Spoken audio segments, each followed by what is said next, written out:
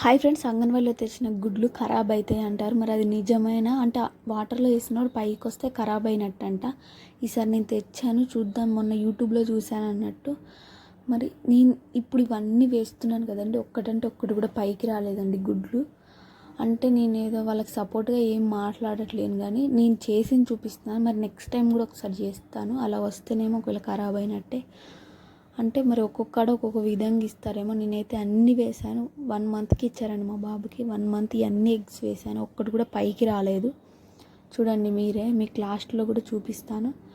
అస్సలకి ఖరాబ్ కాలేదండి. మొన్న ఒక వీడియో చూశాను, కొన్ని ఖరాబ్ అయినాయి, కొన్ని మంచిగా ఉన్నాయి వాళ్ళ దాంట్లో. మరి నా దాంట్లో కూడా ఏమైనా ఖరాబ్ అవుతాయా ఏంది అని ఒకసారి డౌట్ వచ్చి అన్నీ వేశాను. ఒక్కటి కూడా ఖరాబ్ కాలేదండి, అన్నీ మంచిగా ఉన్నాయి. నీళ్ళల్లో నుంచి పైకి ఒక్కటి కూడా తేలలేదు. తేలితే ఖరాబ్ అయినట్టంటే అడుగున ఉంటే మంచి గుడ్డ అంట్లా. ఓకేనా? మీరు కూడా ఒకసారి అంగన్వాడీ గుడ్లు తెచ్చి ఒకసారి చెక్ చేయండి. ఓకేనా?